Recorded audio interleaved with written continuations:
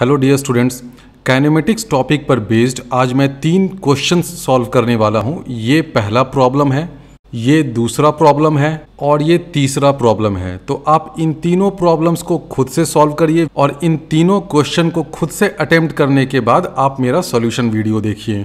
पहला क्वेश्चन है, a truck 2 metre wide is moving at constant velocity of 8 metre पर second along a narrow and straight road. A man starts crossing the road with uniform velocity v when the truck is at a distance 4 meter from the man. Find the minimum speed with which man must move to avoid collision with truck. Find the angle at which man must move in case of minimum speed to avoid collision. ये truck है, ये constant velocity of 8 metre पर second से move कर रहा है इस road पे। आदमी जो है वो यहाँ पर है initially 4 metre from the truck.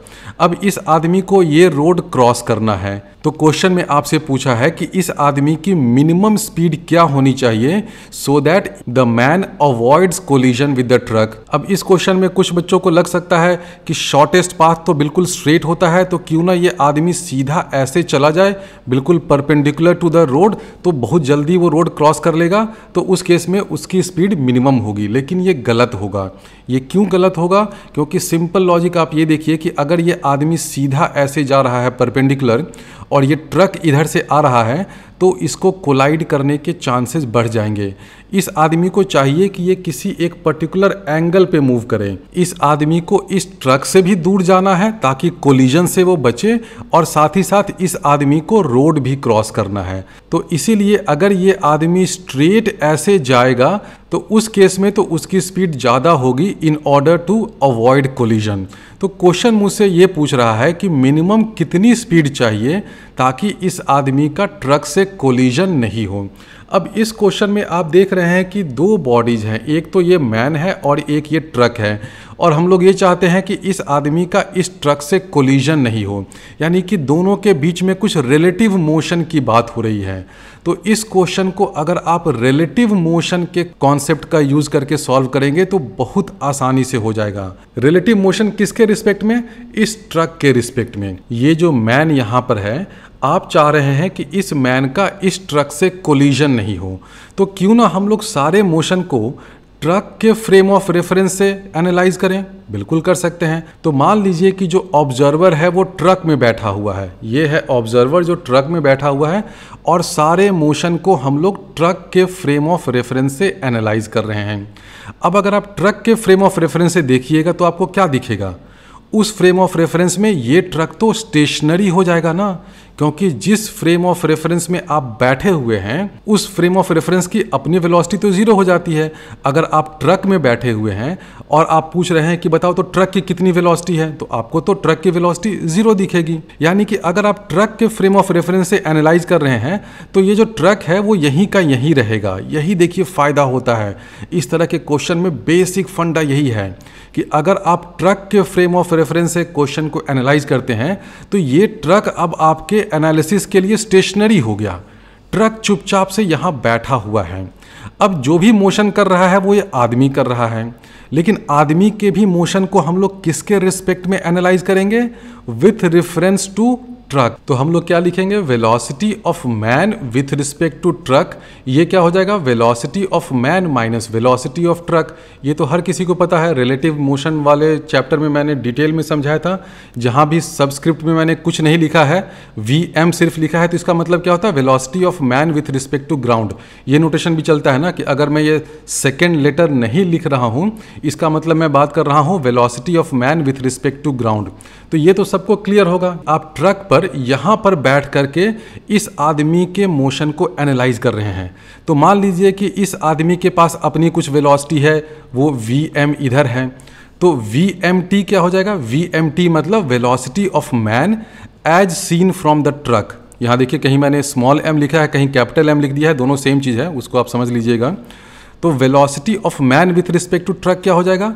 ये जो वेलोसिटी वेक्टर है VM, जिसका मुझे मिनिमम वैल्यू फाइंड करना है कि मिनिमम पॉसिबल वैल्यू क्या हो ताकि आदमी और ट्रक में कोलिजन नहीं हो, तो velocity of man with respect to truck क्या हो जाएगा? ये VM माइनस कर दीजिए velocity of truck. Velocity of truck तो हमें मालूम है कि इस डायरेक्शन में है 8 मीटर पर सेकेंड, तो माइनस करने का मतलब क्या हुआ कि उस वेलोसिटी वेक्टर का आप उल्टा कर दीजिए, यानी कि इस डायरेक्शन में कर दीजिए 8 मीटर पर सेकेंड।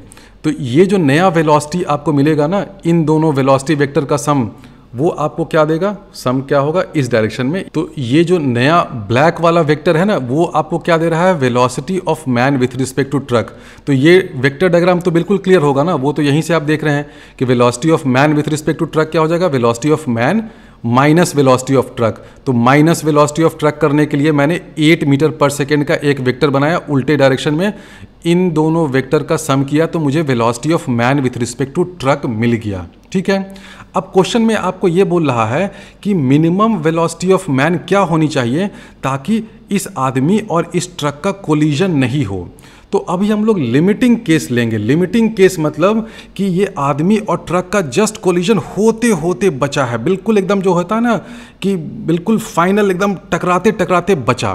तो उस केस में जो ये आदमी यहाँ पर बैठा हुआ है, जो मेरा ऑब्जर्वर, क्योंकि सारा मोशन इसी के रिस्पेक्ट में हो रहा है, तो अभी हम लोग लिमिटिंग केस की बात कर रहे हैं कि ये जो आदमी है जो बहुत ही खतरनाक स्टंट करने वाला है कि इस ट्रक से जस्ट टकराते टकराते बच रहा है। तो यहाँ पे जो आदमी बैठा हुआ है वो क्या देखेगा, वो देखेगा कि अच्छा ये आदमी जो बिल्कुल खतरनाक स्टंट कर रहा है उसका मोशन कैसा है, ऐसे ऐसे ऐसे बिल्कुल जस्ट ये ऐसे बचा। यही हुआ ना, यानी कि ये क्या हो जाएगा, ये हो जाएगा motion of man as seen from the truck. यही देखेगा। लिमिटिंग केस की मैं बात कर रहा हूँ। लिमिटिंग केस मतलब ये जो आदमी है वो ट्रक से टकराते टकराते बचा, बिल्कुल जस्ट बच गया। तो उस केस में velocity of man with respect to truck ऐसा वेक्टर बनेगा। अब ये क्यों बनेगा, यही इस क्वेश्चन का की फंडा है। थोड़ा सा रुक के इसको फिर से समझ लीजिए। ये ट्रक है, ट्रक के अंदर मेरा ऑब्जर्वर बैठा हुआ है, सारा कुछ जो एनालिसिस हो रहा है ट्रक के फ्रेम ऑफ रेफरेंस से हो रहा है। यानी कि ट्रक में आप बैठे हुए हैं, ड्राइवर की बगल वाली सीट पे बैठे हुए हैं, उस फ्रेम ऑफ रेफरेंस में ये ट्रक आपको स्टेशनरी दिखेगा, बिल्कुल दिखना ही है क्योंकि सारा कुछ ट्रक के फ्रेम ऑफ रेफरेंस में हो रहा है। उस फ्रेम ऑफ रेफरेंस में अगर ये आदमी जस्ट टकराने से बचा है तो आदमी का मोशन कैसे होगा, ये ऐसे आ रहा है पीछे पीछे की तरफ और जस्ट आपके इस कॉर्नर से ये निकल कर बच गया। ध्यान रखिए, इस फ्रेम ऑफ रेफरेंस में ये ट्रक स्टेशनरी रहेगा, जो भी मोशन करेगा वो ये मैन ही करेगा। आप कह सकते हैं कि ये भी तो हो सकता है कि आदमी का मोशन मुझे कुछ ऐसा दिख जाए, बिल्कुल दिख सकता है। अगर मान लीजिए कि आदमी बहुत ज़्यादा स्पीड से 10,000 किलोमीटर पर सेकंड की स्पीड से भाग रहा है ट्रक से दूर, तो वो ऐसा भी दिखेगा। लेकिन हम लोग तो अभी लिमिटिंग केस की बात कर रहे हैं ना, minimum possible speed of this man क्या होगा ताकि ये टकराने से बचे। अब ये velocity of man with respect to truck है क्या, Vm माइनस Vt। अब ये माइनस Vt तो एक फिक्स वेक्टर है, Vt क्या है 8 मीटर पर सेकेंड टुवर्ड्स राइट, तो माइनस Vt होगा 8 मीटर पर सेकेंड टुवर्ड्स लेफ्ट। वो एक फिक्स्ड वेक्टर है, कांस्टेंट मैग्नीट्यूड है, कांस्टेंट डायरेक्शन है। तो हम लोग ये माइनस Vt वेक्टर भी बना दें, तो माइनस Vt वेक्टर मान लीजिए कि कुछ इस तरह से हो गया। ये वेक्टर क्या हो जाएगा 8 मीटर पर सेकेंड इस डायरेक्शन में टुवर्ड्स लेफ्ट। Vmt वेक्टर क्या है, इस डायरेक्शन में है। अब आपको यही पता करना है कि इस Vm वेक्टर का मिनिमम पॉसिबल मैग्नीट्यूड क्या होगा। तो जो Vm वेक्टर होगा वो यहाँ से इस पे कहीं आएगा, इस वाले लाइन पे। Vmt वेक्टर को ये मत समझिए कि यहाँ से लेकर के यहाँ तक का वेक्टर है, नहीं, वो तो उस वेक्टर का डायरेक्शन है। उसका मैग्नीट्यूड जो होगा वो तो डिपेंड करता है कि Vm का कितना मैग्नीट्यूड है, Vt का कितना मैग्नीट्यूड है। तो जो Vmt वाला वेक्टर है वो इस डायरेक्शन में है। Vm वेक्टर की मिनिमम पॉसिबल वैल्यू हमें पता करनी है। ये जो ब्लैक वाला वेक्टर है वो माइनस Vt वेक्टर है। तो Vm का स्मॉलेस्ट मैग्नीट्यूड क्या हो सकता है, आप इस पॉइंट से इस वेक्टर पे आना चाहते हैं, इस लाइन पे आना चाहते हैं, तो स्मॉलेस्ट मैग्नीट्यूड का कौन सा वेक्टर होगा, वेक्टर का मैग्नीट्यूड मतलब वेक्टर की लेंथ। तो इस पॉइंट से इस लाइन पे स्मॉलेस्ट लेंथ का कौन सा लाइन आप ड्रॉ कर सकते हैं, बहुत सिंपल है। इस पॉइंट से आप एक परपेंडिकुलर ड्रॉप करिए, क्योंकि परपेंडिकुलर ही जो होता है वो एक पॉइंट से एक लाइन पर शॉर्टेस्ट डिस्टेंस देता है। और ये जो ग्रीन वाला लाइन है ना, उसका जो लेंथ है वो Vm का मैग्नीट्यूड हो गया, और ये परपेंडिकुलर होगा तभी Vm का मैग्नीट्यूड स्मॉलेस्ट होगा, तभी इस लाइन की लेंथ मिनिमम होगी। यानी कि मिनिमम वाले केस में हमें क्या करना होगा, इस पॉइंट से एक परपेंडिकुलर ड्रॉप करना पड़ेगा, और ये जो परपेंडिकुलर है ये आपको Vm वेक्टर दे देगा। अब ये परपेंडिकुलर ही क्यों होना चाहिए ये समझ लीजिए, ये इस क्वेश्चन का क्रक्स है। ये थोड़ा सा नया कॉन्सेप्ट कुछ बच्चों के लिए हो सकता है, लेकिन आप इसको ये देखिए कि ये जो VMT है वो क्या है, दो वेक्टर का सम है, VM प्लस माइनस VT। तो ये माइनस VT वेक्टर तो ये है फिक्स वेक्टर है, यानी कि VM प्लस ये 8 मीटर पर सेकेंड वाला वेक्टर मिला करके हमें ये तीसरा वेक्टर मिलना है। यानी कि जो VM वेक्टर है वो यहाँ से ऐसा भी कुछ हो सकता है, ऐसा भी कुछ हो सकता है, ऐसा भी कुछ हो सकता है, ऐसा ही कुछ होगा ना। लेकिन जितने भी मैंने ग्रीन से लाइन बनाए हैं उन सभी का लेंथ इस ब्लू वाले लाइन से ज़्यादा है। क्यों ज़्यादा है? क्योंकि ब्लू वाला लाइन परपेंडिकुलर है, और किसी भी पॉइंट से एक लाइन पे शॉर्टेस्ट डिस्टेंस क्या होता है, परपेंडिकुलर डिस्टेंस होता है। इसलिए मिनिमम VM के लिए हमें क्या करना पड़ेगा, इस पॉइंट से आप एक परपेंडिकुलर ड्रॉप कर दीजिए, ये परपेंडिकुलर हो गया। इस केस में जो आपको VM मिल रहा है वो शॉर्टेस्ट मैग्नीट्यूड का होगा। तो देखिए ये वेक्टर डायग्राम को देख लीजिए, ये वाला जो वेक्टर है ना यहाँ से यहाँ तक, ये आपको क्या दिया, VMT, ये हो गया VMT। This vector is equal to this VM minus VT, minus किया, डायरेक्शन उल्टा किया, तो VM माइनस VT ये मिल गया, तो आपको VMT वेक्टर मिल गया। आपको VMT वेक्टर इसी डायरेक्शन में चाहिए, क्योंकि लिमिटिंग केस में जब आदमी और ट्रक का कोलिजन जस्ट होते होते बचा है तो VMT वेक्टर इस डायरेक्शन में होगा। तो ये वाला लाइन आपको VMT वेक्टर का डायरेक्शन बता रहा है, ये वाला लाइन। तो जो VM वेक्टर है वो कुछ भी हो सकता है, इधर भी हो सकता है, ऐसे भी हो सकता है, ऐसे भी हो सकता है, ऐसे भी हो सकता है। हर केस में आप देखिए VMT जो है वो इसी लाइन के अलोंग होगा। जैसे फॉर एग्जांपल मान लीजिए कि आप जिद पे उतर जाते हैं, बोलते हैं कि नहीं सर VMT को ऐसे ही बना लो, क्या दिक्कत है। तो VM ये हो गया, ये -8 हो गया, ये वाला VMT हो गया, बना सकते हैं। लेकिन अब प्रॉब्लम क्या होगी, प्रॉब्लम ये होगी कि ये जो मैंने ग्रीन वाला लाइन बनाया है ना वो क्या है, VM वेक्टर है। उस लाइन का लेंथ क्या हो जाएगा, मैग्नीट्यूड ऑफ VM वेक्टर। वो मिनिमम हुआ नहीं। क्वेश्चन हमसे पूछ रहा है कि what is the minimum possible value of VM, velocity of man, so that there is no collision. तो मिनिमम के लिए हमें इस पॉइंट से इस लाइन पे परपेंडिकुलर ही ड्रॉप करना पड़ेगा। अब जब आपने परपेंडिकुलर ड्रॉप कर दिया है तो इस VM का मैग्नीट्यूड फाइंड करना बहुत आसान है, मैं कर देता हूँ। मान लीजिए कि ये एंगल है बीटा, तो आप ये तो कर ही सकते हैं ना कि tan beta is equal to क्या हो जाएगा, क्वेश्चन में दे रखा है कि ये 2 है, ये 4 है, तो tan बीटा हो जाएगा 2/4 यानी कि 1/2। अब ये एंगल अगर बीटा है, देखिए ये वाला एंगल बीटा है, तो ये एंगल भी तो बीटा होगा, क्योंकि ये 8 मीटर पर second parallel to this line है, क्योंकि जो ट्रक का मोशन है वो अलॉन्ग द रोड ही है ना, इस डायरेक्शन में है। तो ये एंगल अगर बीटा है तो ये एंगल भी बीटा है, तो बना दो भाई, आ जा तो बीटा यहाँ पे आ गया, ठीक है। तो tan बीटा अगर 1/2 हो गया तो sin बीटा कितना हो जाएगा, ये तो अब हर कोई कर सकता है। 1/2 हो गया तो ये पाइथागोरस थ्योरम से √5 हो गया, तो tan बीटा अगर 1/2 है तो sin बीटा हो जाएगा 1/√5। अब आप इस वाले डायग्राम में आ जाओ, ये जो जादुई डायग्राम है इसमें आप देख रहे हैं कि VM क्या है, ये हाइपोटेन्यूस है और VM है ऑपोजिट साइड। तो हम लोग ये लिख सकते हैं ना कि magnitude of VM divided by hypotenuse 8, this is equal to sine beta यानी कि 1/√5। तो VM की वैल्यू क्या आ जाएगी, मिनिमम 8/√5 मीटर पर सेकेंड। तो उस आदमी की मिनिमम स्पीड होनी चाहिए 8/√5 मीटर पर second in order to avoid collision. तो ये इस क्वेश्चन को करने का सुपर फास्ट तरीका है। समझाने में बहुत टाइम लगा, क्योंकि ये कॉन्सेप्ट समझना बहुत ज़रूरी था कि ये जो लाइन है ये लाइन है VMT वेक्टर का डायरेक्शन, ठीक है, ध्यान रखिए इस वेक्टर का डायरेक्शन है। तो VM वेक्टर कुछ भी हो सकता है, ऐसे भी हो सकता है, ऐसे भी हो सकता है, ऐसे भी हो सकता है, कुछ भी हो सकता है। लेकिन क्वेश्चन मुझसे पूछ रहा है कि VM की मिनिमम पॉसिबल वैल्यू क्या होनी चाहिए। तो मिनिमम के लिए हमने जितने भी ग्रीन वाले लाइंस हैं उनको कंसिडर नहीं करके ये जो ब्लू वाला लाइन है जिसके इसमें minimum magnitude of V M vector हो रहा है उसको कंसिडर किया। ये परपेंडिकुलर हो गया, ये बीटा है तो ये बीटा हो गया, tan बीटा की वैल्यू 1/2 है तो sin बीटा की वैल्यू 1/√5 हो गई, तो Vm की वैल्यू हो गई 8/√5 मीटर पर सेकेंड। अब क्वेश्चन मुझसे ये भी पूछा है कि ये Vm किस डायरेक्शन में होगा। बहुत सिंपल है, ये Vm अगर इस डायरेक्शन में जा रहा है तो ये बीटा है और ये वाला एंगल तो हमने दिखा दिया कि ये 90 डिग्री है, तो ये वाला एंगल क्या हो जाएगा, ये वाला एंगल ये हो जाएगा 90 माइनस बीटा। ये तो अब सबको समझ में आ रहा होगा ना। जैसे ही आपने इसको 90 कर दिया, मैं डायग्राम फिर से बना देता हूँ कि Vm जो है वो इस डायरेक्शन में है, ये क्या हो जाएगा 90 माइनस बीटा। तो आप कह सकते हैं कि जो Vm है वो इस डायरेक्शन में होगा। मान लेते हैं कि इस 90 माइनस बीटा को अगर हम लोग अल्फ़ा कर दें तो हम लोग लिख सकते हैं ना कि tan alpha is equal to क्या हो जाएगा tan 90 माइनस बीटा, यानी कि this is equal to cot beta. tan beta अगर 1/2 है तो cot बीटा हो जाएगा 2, यानी कि ये जो एंगल है Vm वेक्टर इस रोड से जो एंगल बना रहा है वो एंगल अल्फ़ा होगा, where alpha is equal to tan inverse 2। तो मिनिमम पॉसिबल स्पीड वाले केस में हमने इस Vm की मिनिमम पॉसिबल वैल्यू, उसका मिनिमम पॉसिबल मैग्नीट्यूड 8/√5 मीटर पर सेकेंड फाइंड कर लिया।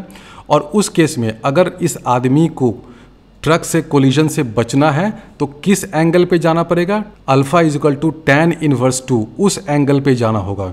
ध्यान रखिए, सिर्फ मिनिमम कहने से काम नहीं चलेगा। मान लीजिए कि आपने मिनिमम स्पीड निकाला 8/√5 मीटर पर सेकेंड और ये आदमी बिल्कुल जोश में आके कि अच्छा 8/√5 मीटर पर सेकेंड हो गया, तो वो 8/√5 मीटर पर सेकेंड की स्पीड से इस डायरेक्शन में चला जाता है, तो क्या वो कोलिजन से बचेगा? नहीं बचेगा। कोलिजन से बचने के लिए ना सिर्फ उसकी ये मिनिमम 8/√5 मीटर पर सेकेंड होनी चाहिए, बल्कि Vm का डायरेक्शन क्या होना चाहिए, इस डायरेक्शन में होना चाहिए, ये वाला डायरेक्शन।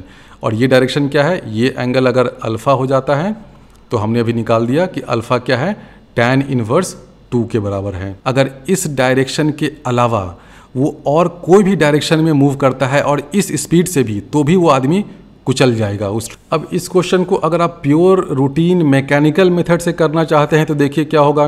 मान लेते हैं कि वो आदमी v वेलोसिटी से और ये एंगल अल्फ़ा है, इससे वो मूव कर रहा है। अब उस आदमी को रोड क्रॉस करना है तो हम लोग ये देखेंगे कि परपेंडिकुलर टू रोड उसकी वेलोसिटी कितनी है, उसकी वेलोसिटी हो जाएगी v साइन अल्फ़ा। और उसको अगर रोड क्रॉस करना है, मान लेते हैं कि वो टाइम t में क्रॉस करता है, तो हम लोग ये लिख सकते हैं v sine alpha into t, this is equal to 2 metre. ये समझ में आया? हमने क्या किया है कि ये v वेलोसिटी से रोड क्रॉस कर रहा है, तो वेलोसिटी का परपेंडिकुलर कंपोनेंट क्या हो जाएगा v साइन अल्फ़ा। मान लेते हैं कि रोड क्रॉस करने में उसे टाइम t लगता है। रोड क्रॉस करना, या आप ये समझिए कि जो ट्रक का विड्थ है ना उसको क्रॉस करना। मान लीजिए कि रोड और आगे भी है, लेकिन उसको तो सिर्फ इस ट्रक के विड्थ से बचना है ना। वो इस ट्रक के चंगुल से, इस ट्रक के विड्थ से बच गया तो उसकी जान बच गई।